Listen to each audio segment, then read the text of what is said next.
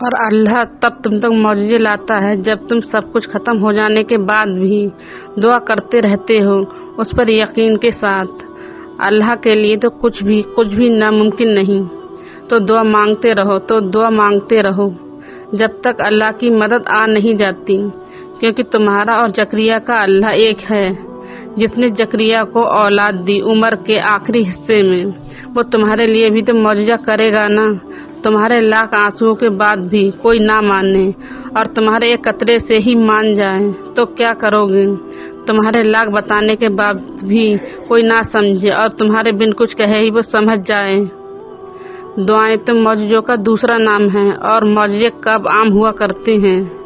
معجزے تو ایک دم سے رہنما ہوتے ہیں۔ تمہاری دعائیں بھی ایک دم سے کن فیکون کی دہلیز پار کر ہی جاتی ہیں۔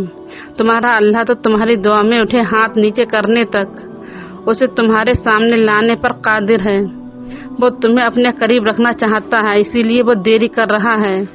تمہارا اللہ تو تمہاری آنکھ کھلنے تک تمہاری دعا قبول کرنے پر قادر ہے، مگر اسے پسند ہے تمہارا تڑپ کر مانگنا اپنے اللہ سے۔ وہ تمہیں صبر سکھاتا ہے، آسانی سے ملنے والی چیز کی قدر نہیں رہتی، وہ تمہاری مانگی ہوئی دعا کی قدر بڑھا رہا ہے۔ وہ یہ بھی جانتا ہے کہ کس وقت کس کو کیا دینا ہے۔ وہ یہ بھی جانتا ہے کہ تمہیں تمہاری چاہ مل جانے پر اس کا در چھوڑ دو گے تم۔ جب تم اس کے در کے ہو جاؤ گے تو وہ تم پر اپنی ساری مصلحتیں کھول دے گا۔ وہ تم سے دوری نہیں چاہتا، تمہاری دعا تو اس کے یہاں سنی جا چکی ہے۔ پھر وہ وقت بھی آئے گا جب تم پر یہ ساری مصلحتوں کی حقیقتیں کھل جائیں گی، جب ہر چیز، ہر امتحان، ہر آزمائش کی سمجھ تمہیں آنے لگے گی، جب تمہیں صبر عطا کر دیا جائے گا، ایسا صبر جس کے بعد حوصلوں کو زوال نہیں ہوگا، جب تمہیں مکمل جوڑ دیا جائے گا اتنی مضبوطی سے کہ پھر تمہیں کوئی توڑ نہ سکے گا، جب تمہیں ہر اس چیز سے نواز دیا جائے گا جس کی تم نے چاہ کی تھی، جس کی طرف سے تم نے راتوں کو اٹھ کر اللہ کو پکارا تھا، جب تمہارے ہر اس آنسو کا صلہ دگنا کر کے دے دیا جائے گا جو تم نے مسکراہٹ کے پیچھے چھپا لیے تھے۔ ابھی نہ صحیح مگر ایک دن تمہیں سب سمجھ آ جائے گا کہ کون سی چیز کیوں دور کی گئی تھی اور کون سی چیز کیوں عطا کی گئی تھی۔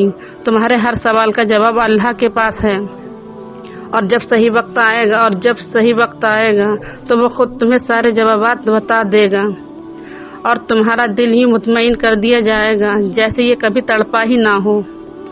دعا کی قبولیت کے لیے کوئی شرط تو نہیں ہوتی، اور اللہ تو ساری دعائیں ہی سنتا ہے، ساری التجائیں ہی سنتا ہے، پھر چاہے وہ التجا آپ نے مسکرا کر کی ہو یا رو کر کی ہو، پھر چاہے وہ چیز آپ نے تڑپ سے مانگی ہو یا صبر سے، سوتے ہوئے دعا کی ہو یا ہوش کے عالم میں، دن کے اجالوں میں کی ہو یا رات کی تاریک بھری عالم میں، وہ سب سنتا ہے اور سب جانتا ہے۔ اللہ تو وہ دعائیں بھی جانتا ہے جو آپ نے کبھی منہ سے بیان ہی نہیں کی، جن کو آپ نے کبھی لفظوں میں اتارا ہی نہیں، جس کا علم آپ کو خود بھی نہیں ہوتا۔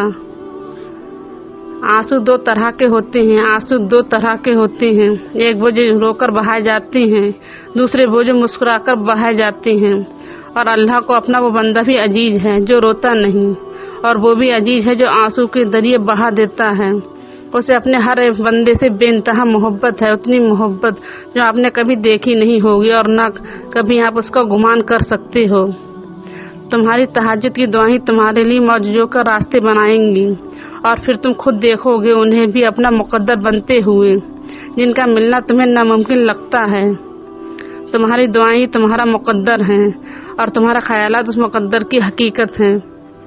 تم جب اللہ کے روبرو دعا کے لیے ہاتھ اٹھاتے ہو تب اللہ تمہارا مقدر تمہاری رضا کے مطابق بدلتا ہے۔